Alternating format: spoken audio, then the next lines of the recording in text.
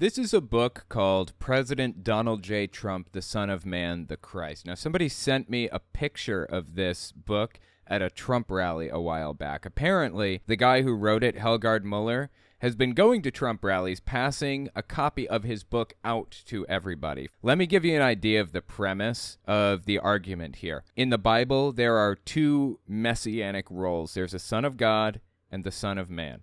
The Son of God was obviously fulfilled by Jesus. He came to earth, died for your sins, and all of that other good stuff, right? The Son of Man is referred to in the Bible in a number of Old Testament books. The book of Daniel, I think, mentions the Son of Man, the book of Ezekiel, and some others. The Son of Man is supposed to be like a cosmic judge who comes along at the end, sparks Armageddon into existence, and judges all of the good people and the bad people, basically.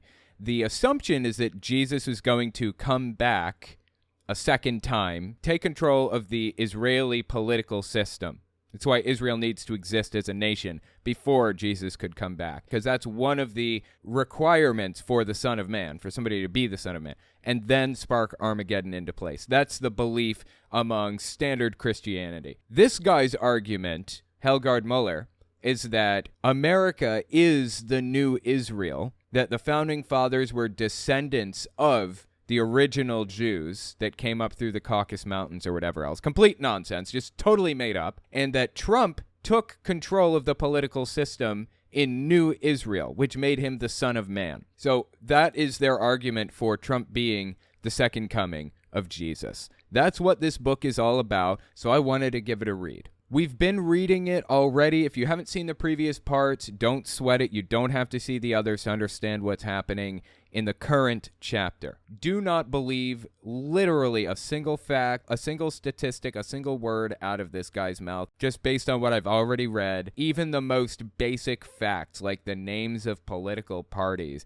or the translation of words, are wrong. He lies about them constantly. So before you believe a single thing out of this book, make sure you fact check it. And one more thing before we actually get into the book. Some of it can be pretty graphic. The guy is a rabid racist, does not like the black community, grew up in South Africa during the period of segregation called apartheid, and is very obviously an extremely hateful person. So just be aware of that before walking into the book. Without further ado, let's get into it. This is chapter 40, spelled F-O-R-T-Y. The book is Donald Trump, the Son of Man, the Christ. Title of the chapter is President Donald John Trump and Biden's Inauguration. So let's give this puppy a read, see what he has to say here. The more days that have passed since the election, the more I have realized without any doubt in my mind that Mr. Trump is the other Christ, the Son of Man. President Trump knowingly or unknowingly did certain things and spoke certain things that are very circumstantial. What does that even mean? I don't understand. What's he trying to communicate with that sentence? It's like all of the words in that sentence are words individually that have their own meanings, but sitting next to each other mean absolutely nothing. It is complete nonsense. The more things happened during the presidency of Mr. Trump, the more parallels between Trump and Jesus Christ became very noticeable that I could not ignore. Okay? I was ecstatic, flabbergasted, blown away that Mr. Trump is the Christ and that he is right in front of everybody's eyes and no one sees the parallels and realizes it. Donald Trump is the exact opposite of Jesus in every way. He talks about how wealthy he is. Jesus was in favor of the poor. He's a D-bag. Jesus loved everybody. He's polarizing.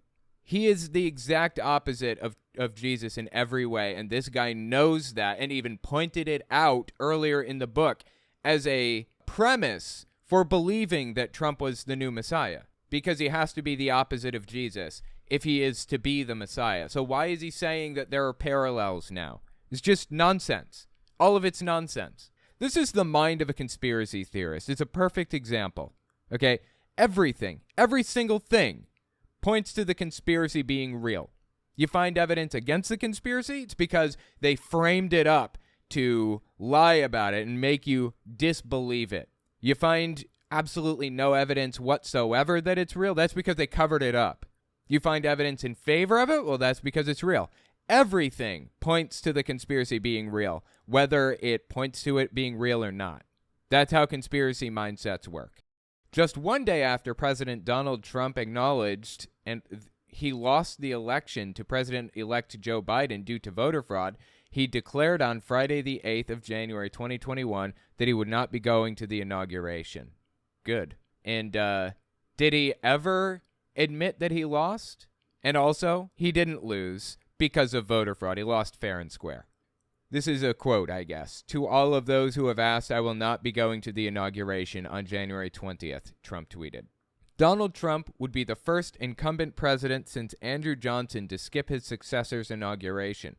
Again, don't believe a single fact listed in this book, even the meaningless, inconsequential ones, the trivial ones. Don't believe any of them. Look it up yourself, individually, all of it. Donald Trump would be the first incumbent president since Andrew Johnson to skip the successor's inauguration. Trump offered no clues as to how he would spend his final hours in office. Biden would become president at noon, 20 January 2021, regardless of Trump's plans. When have read this tweet of President Donald J. Trump that he would not be going to the inauguration on January 20th, the very first thing which came to mind was John 7:8, in which Jesus said, let's look it up individually. I don't trust anything that he puts down on paper.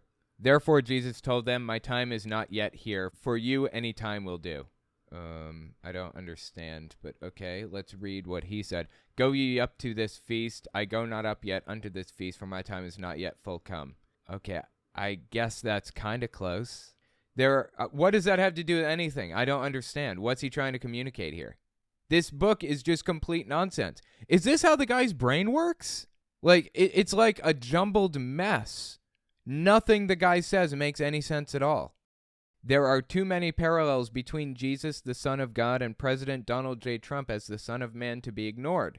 Do you see it too as the reader? ?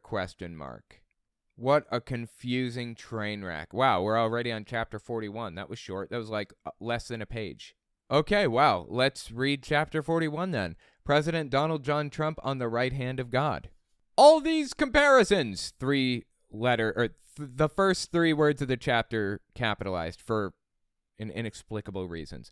All these comparisons and parallels between Jesus, the Son of God, the Christ, no commas in any of this, by the way, and President Donald Trump, there's the first comma, the Son of Man, the other Christ, makes you wonder what President Donald J. Trump's return to Washington, D.C. will be like, comma. The comma doesn't belong there, FYI. According to the scriptures of Jesus in the four Gospels of Matthew, Mark, Luke, and John. Nothing about that sentence made any sense at all. Nothing. I have absolutely no doubt in my mind that we will see, comma, and witness President Donald J. Trump seated at the right hand of God, comma, according to Matthew 26. This is bad. This war between the left, Jacob, the white one, and the right, Esau, the red one, has been going on for millennia, and the left, Jacob, has deceived the birthright of Esau. Wow, dude. So he's saying that the political left, or liberals, for example, are like Jacob, a.k.a. Israel, the founding of the Jewish belief system, the Jewish nation. And so this is just another example of him saying Jews are evil, right? This is nuts. Wait, God, I'm looking for a place that I can jump in mid-sentence that would make sense, but the whole sentence is nonsensical, so there's nowhere I can jump in. I'm just going to continue reading from any random word. Left, Jacob has deceived the birthright of Esau, the Republicans from the beginning of time. The story of Jacob and Esau in the Bible is also the story between the liberals, or Jacob, and the Republicans, Esau. The meaning of Jacob being supplanter or deceiver or one who grabs the heel. Okay, that sentence made no sense also, but all right, let's keep going. Did he just give up halfway through this book? It seems like he did. Just have a look at how the liberals and the Jewish media collided together to deceive the Republicans in every way. President Donald Trump, quote-unquote, rightfully won the U.S. election, but it was stolen from him by widespread voter fraud that favored Democratic President-elect Joe Biden. No commas in any of that, by the way. And why did he put quotes around rightfully won? This makes no sense at all. President Trump refused to concede, period. The Jewish leftist media organizations called the race for Joe Biden on November 7th, 2020, when Joe Biden, or Jacob, deceived the presidency of President Donald Trump, or Esau. Wait, so is he saying Jacob is Joe Biden? Is he saying Jacob is Jesus, or Jesus is representative of Jacob? I don't know. I'm so confused. If you're on the red team, think about why people are afraid of your side. Why do women and people of color and LGBTQ folks tend to reject Republican candidates? Because they treat them like... Are you kidding me? You really don't understand this? Because it is scary to be those things in the United States. Because, like the rabbis of the Talmud, they look at the ruling authorities and see danger. They look to the White House and the Senate leaders and they see people who demean their identity, discount their fears, dismiss their struggle. They smell the smell of Esau in the field, bow in hand, looking for prey. It is terrifying for these liberals and Democrats. Oh, I see. So it sounds like what he's saying is Esau, or Donald Trump, or the new Messiah, is hunting for homeless or women or people of color or members of the LGBT community to take them out. And that is righteous and good and ordained by God. Am I reading this correctly? It seems like it. That's the end of 41. Here's the last chapter of the book, 42. President Donald John Trump, the triumphal entry to Washington, D.C. Okay? The Tanakh gives testimony of two messiahs. The one Messiah is riding a donkey, lowly and humble, Zechariah 9:9, whereas the other Messiah is coming in great triumph in the clouds, Daniel 7. The Son of Man will come with the clouds of heaven, according to Daniel. He repeats himself constantly. This drives me insane. Rabbis believe in two messiahs according to the scriptures, one exalted and one suffering. The idea of dual messiahs is the principle that there are two messiahs. No, really. The idea of dual messiahs means that there are two? I have to take this slow, man, because this guy is too much. Too much. In the Dead Sea Scrolls, there is reference to dual messiahship. Dead Sea Scrolls, if you're unfamiliar, were basically copies of the books of Daniel and Isaiah and a couple of others, I think, that were written thousands of years ago. Again, they're just copies, but they were more complete copies than we had before, and they cleared up any confusion about certain translations that we may have not been sure about before. So the Dead Sea Scroll discovery was a big deal. They found scrolls in a cave near the Dead Sea, and it turns out that some people were just selling them at a marketplace as something that they found, and then some archaeologists or anthropologists or something came along and bought them all up and put them in a museum where they belonged. So anyway, pretty interesting. That's what the Dead Sea Scrolls are. Later, Judaism speaks about two messiahs, sons, respectively, of Mashiach ben Yosef and Mashiach ben David.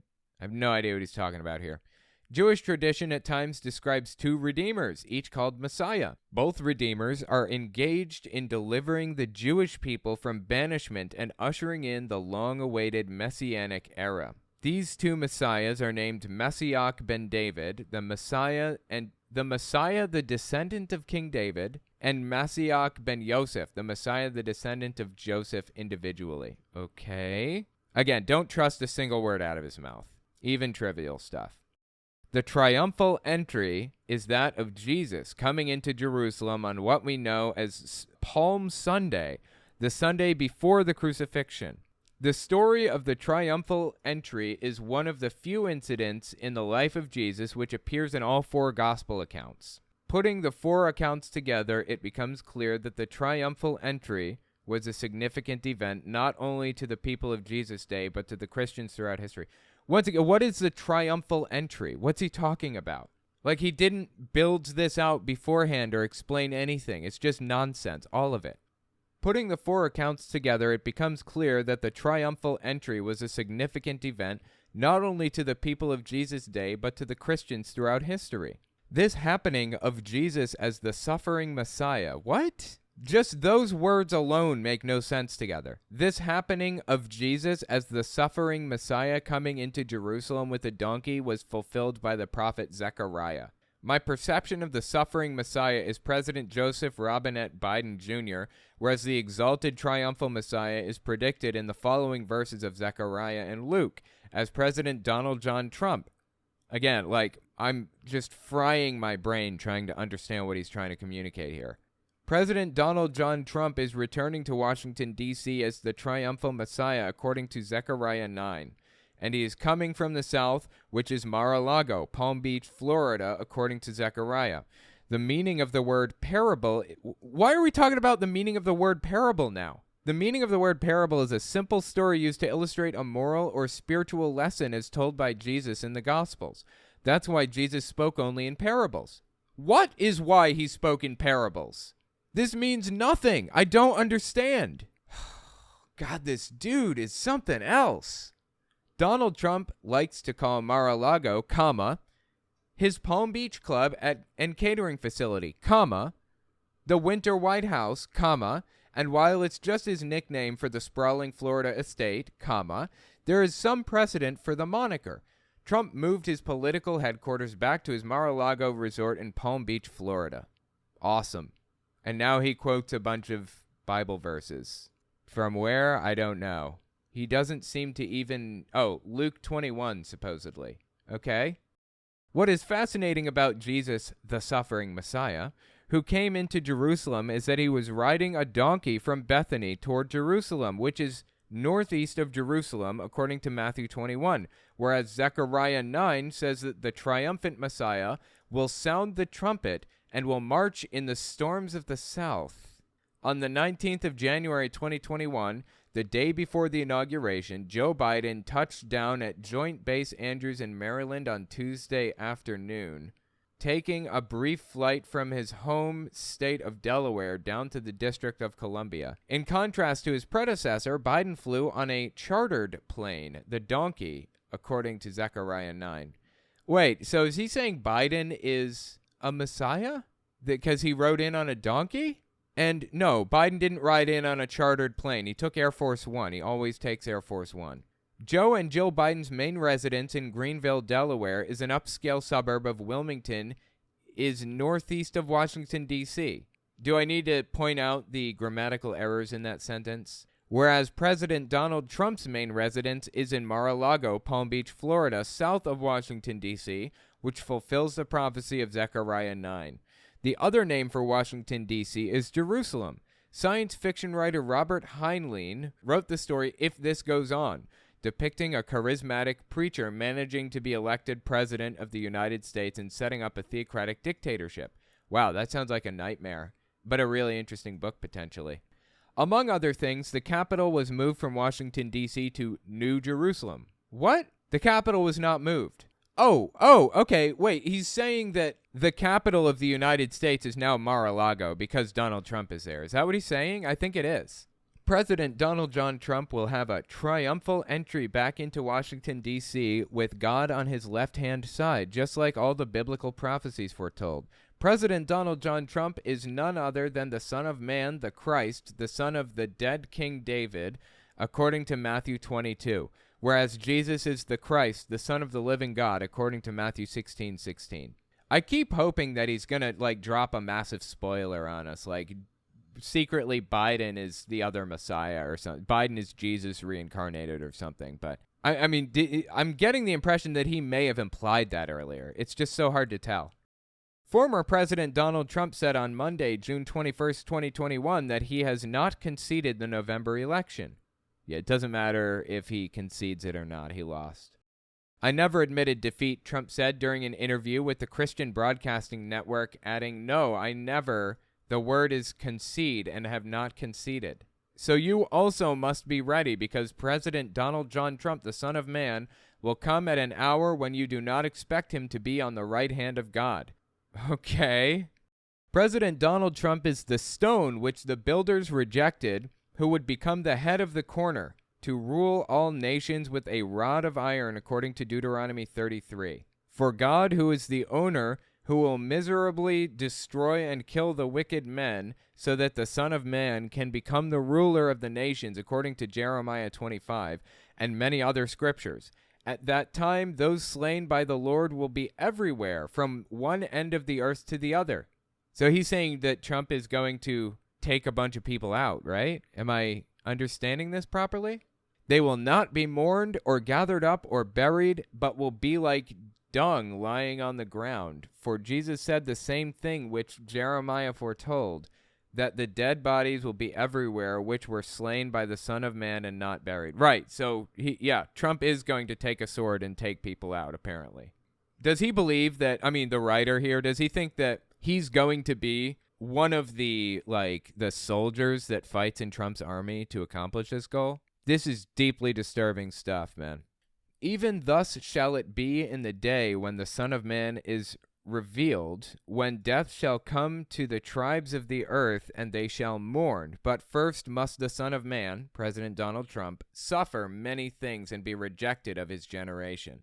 America! ! The Son of Man is coming back to destroy and kill them, according to the prophecies of Jesus, the Son of God, and this time God will join Trump in the fight against these evil communists, or Democrats, and take back America.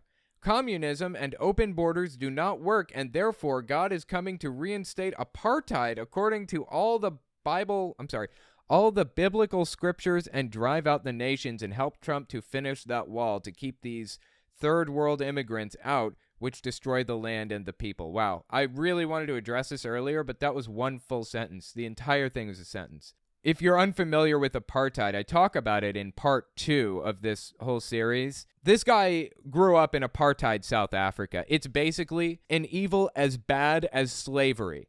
It is forced segregation where people are jailed for marrying somebody of a different race. They had a pencil test. If you could stick a pencil in your hair and it would stay, you were black.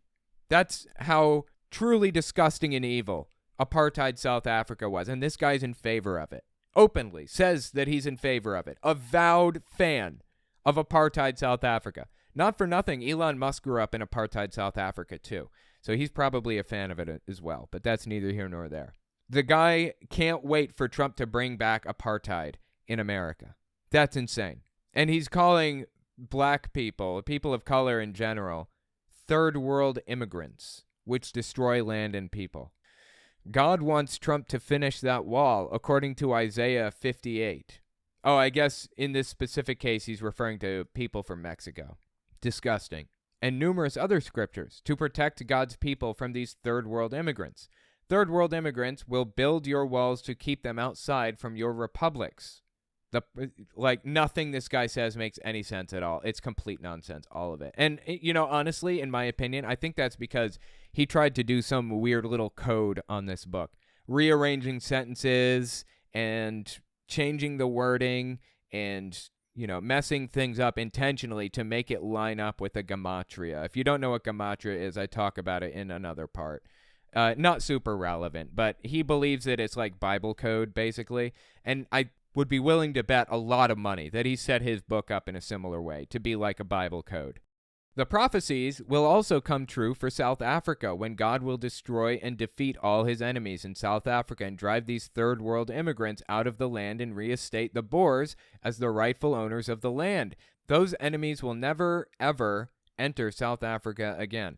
When he says enemies and third world immigrants, he's referring to black people in South Africa. If you're unfamiliar with the history, again, I cover it in part 2 of this whole series, but South Africa was a British colony, so a bunch of white people came and colonized South Africa, they call themselves Boers, what he's referring to here, and they made it against the law for white people and black people to intermarry. It was one of the most evil things that took place in the 20th century, second only to the Holocaust. And a lot of Jewish rights activists and Holocaust activists, people that remind people of what happened back then, also talk about apartheid South Africa in the same way because it was so deeply disgusting and evil.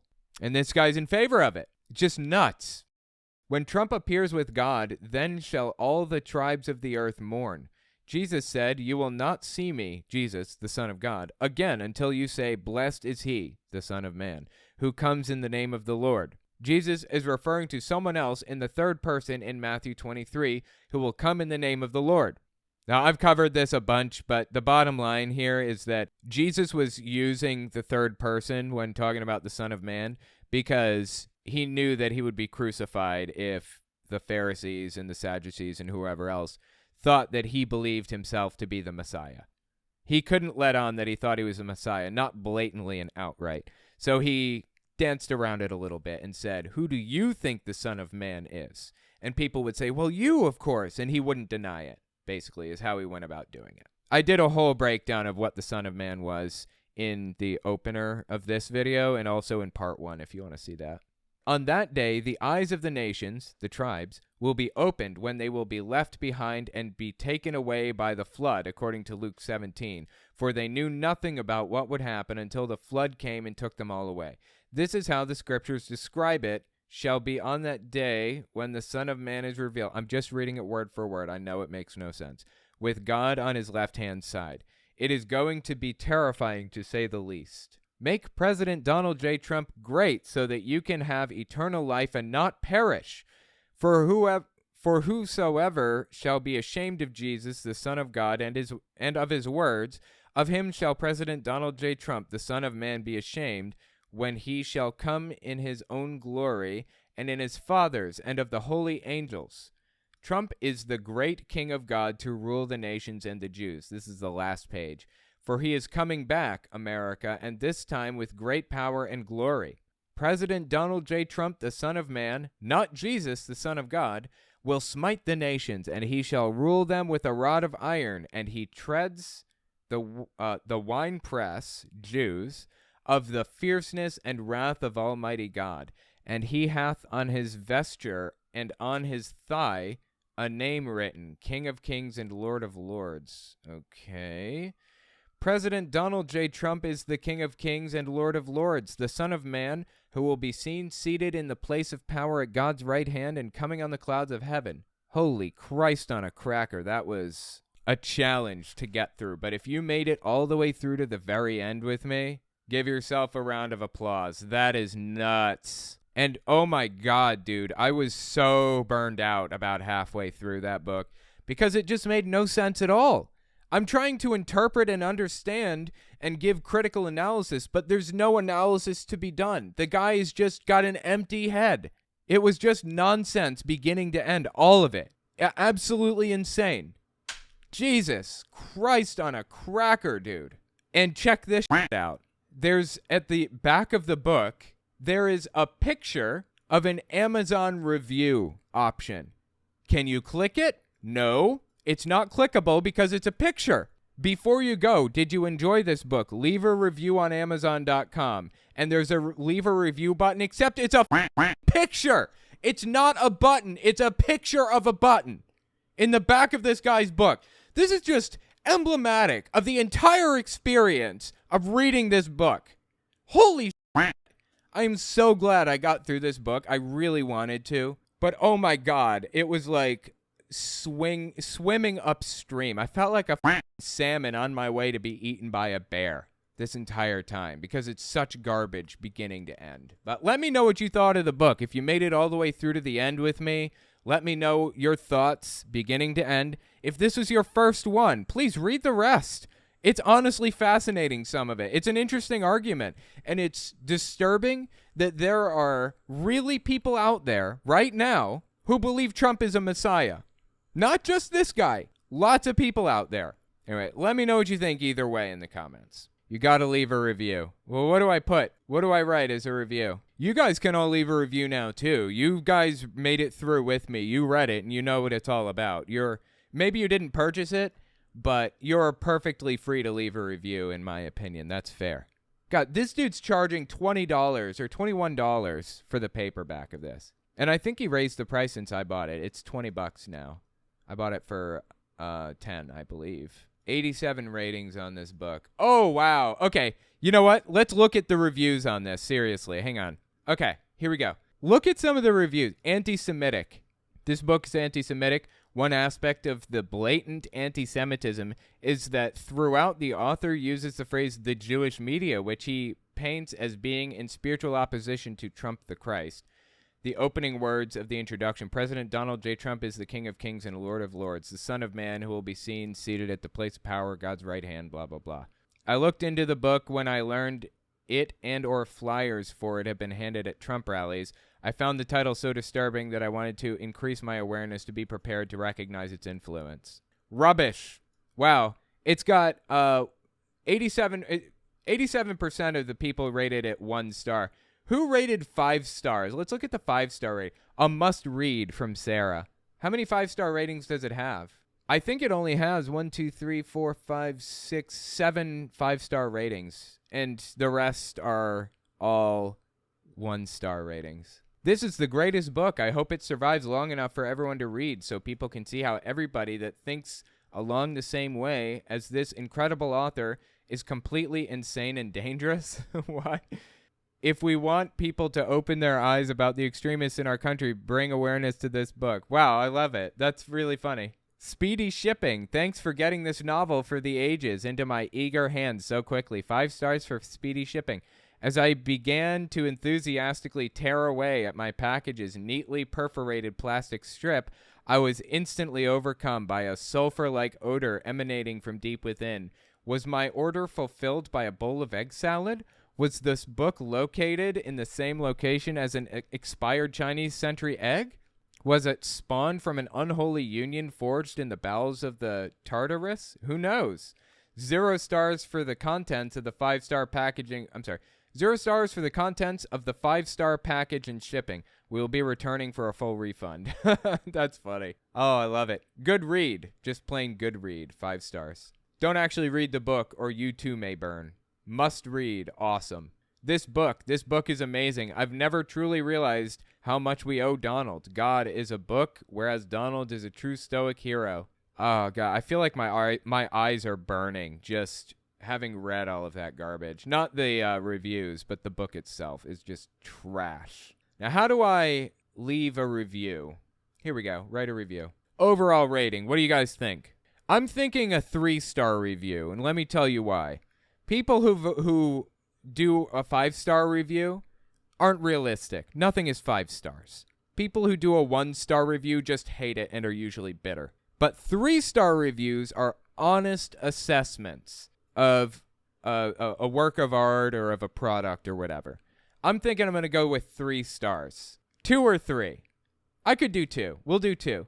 Let's do 2 stars. On the lower end of honest assessment. Now, what do we write? This author needs mental attention immediately. Should I be... You know what? No, maybe I should be a little more standoffish and just a little... I should be better about this because I want people to get halfway through my review before realizing that I hate it. This book could use a little work, but overall, fascinating. Yeah, that's what I'll write. Overall, fascinating, but could use some work. This book, desperate, needs an editor. The writer had repeated himself constantly. There were grammatical errors from beginning to end. Regarding the the sentence structure and sentence and grammatical structure of the book, it desperately needs an editor. The writer repeated himself constantly. There were grammatical errors from beginning to end. Regarding the content of the book, the author desperately needs mental help. His argument is built on sand and completely nonsensical. Even in the biblical context in which he was working, the argument the book put forward made no sense at all. I'm repeating myself. Based on the idea that, the argument that the book put forward, the idea that Trump was is the second coming of Jesus, is absurd on every level. Now, that's something I'd be willing to explore, except for the fact that the book was completely unintelligible. It was nearly impossible to understand a word he said. Here's a little fun fact, a tip for you. If you split long text into sections, people are a lot more likely to read it. It feels less intimidating than a huge wall of text. It was nearly impossible to understand a word that he said. He desperately needs editing services, and he needs Seroquel to calm the schizophrenic voices in his head. For real. Peace. Awesome. Okay. I need to quote an example. Wasn't there an example like right at the end? There was, right? Did it copy and paste? No, it didn't. I can't copy and paste. Well, that sucks. I can't give an example. All right, well, I'll tell you what. Yeah, let me know what you think about all this in the comments, man. This was absolutely bizarre to me. Like, this whole thing, beginning to end, this whole book experience was weird. Seriously. Holy Christ on a cracker, dude. It was weird. Let me know what you thought of it. How can you not mention the plagiarism? Oh, you're right. Oh, my God. You're right. I cannot believe I totally forgot. Also, half of it is plagiarized straight from Wikipedia. Nearly half of it is plagiarized from Wikipedia. Word for word, copied and pasted right into the book. It was brazen. Yeah, it brazenly copied and pasted right into the book. That works. Again, I'm going to make sure this is posted on my business account, so I'm not posting it quite yet. Oh, yeah, that's good. The author is haughty. Plus, I'm putting this at the plus, the author is haughty and doesn't show obeisance to his God Emperor Trump. That's good. Let's see if I can fit all the words in. What does exhort mean? I forget. That's the other one. Exhort, strongly encourage or urge. Oh, yeah, okay, that's it. The author is haughty, period. I strongly exhort him to show obeisance to his God Emperor Trump and drop the haughty act. He gets an alert every time a review is posted. I'd be willing to bet. I bet anything he gets an alert every time. Well, like when this gets posted, I'd be willing to bet he gets the alert for it. Ooh, that's good. Okay, let me just read it one more time so you guys can see. Regarding the sentence and grammatical structure of the book, it desperately needs an editor. The writer repeated himself constantly, and there were grammatical errors from beginning to end. Also, nearly half of it is plagiarized straight from Wikipedia, word for word, brazenly copied and pasted right into the book. Regarding the content of the book, the author desperately needs mental help. His argument is built on sand and completely nonsensical. Even in the biblical context in which he was working, the argument the book put forward, the idea that Trump is the second coming of Jesus, is absurd on every level. Now, that's something I'd be willing to explore, except for the fact that the book was completely unintelligible. It was nearly impossible to understand a word that he said. He desperately needs editing services, and he needs Seroquel to calm the schizophrenic voices in his head. I'm not even saying that as an insult, although I should probably remove it because I don't want... And he needs to talk to a therapist about... Yeah, just leave it. Needs to talk to a therapist. Plus, the author is haughty. I strongly exhort him to show obeisance to his God Emperor Trump and drop the haughty act. For real, peace. Owen. Awesome. Okay, I will post that later. That's good.